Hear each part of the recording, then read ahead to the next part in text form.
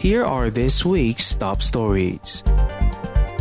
Presidential spokesperson Harry Roque announces that all cemeteries, columbariums, and memorial parks in the country will be closed from October 29 to November 4. The IATF says this is to discourage mass gatherings that may lead to the further spread of COVID-19 this Undas. Roque adds visitors will be allowed from September 17 to November 15, except for the week of Undas, but only with a limited capacity of 30%. President Rodrigo Duterte approved on Monday night the recommendation of Task Force PhilHealth to file criminal complaints against Senate Health Insurer's former President and Chief Executive Officer Ricardo Morales and 6 other officials. The task force said that Morales is liable for violation of Republic Act 3019 or the Anti-Graft and Corrupt Practices Act, malversation of public funds or property, and illegal use of public funds or property under the revised Penal Code, and violation of the National Internal Revenue Code. The same complaints were also filed against PhilHealth Executive Vice President and Chief Operating Officer Arnel de Jesus, Chief Information Officer Information Management Sector Head and Senior VP Jovita Aragona, and Senior VP Renato Limsiaco Jr. Senior VP for the Health Financial Policy Sector Israel Francis Pargas, Officer in Charge Calixto Gabuya Jr., and Division Chief Bobby Crisostomo were slapped with criminal complaints for graft and corrupt practices.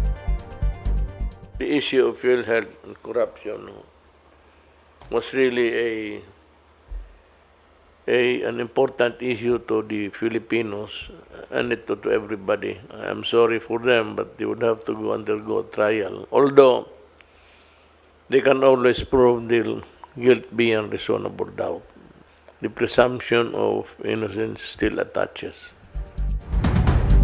Former Foreign Affairs Secretary Albert del Rosario confirmed on Wednesday that retired Supreme Court Senior Associate Justice Antonio Carpio will serve as the Philippines counsel in the complaint against China before the International Criminal Court.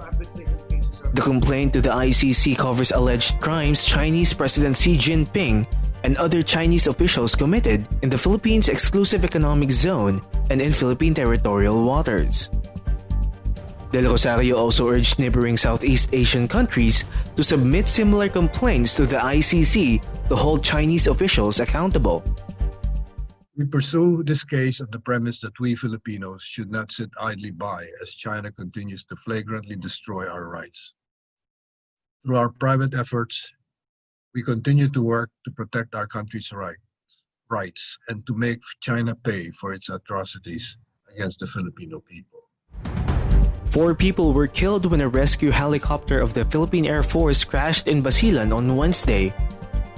The Western Mindanao Command said the aircraft was traveling from Zamboanga to Jolo, Sulu for a mission.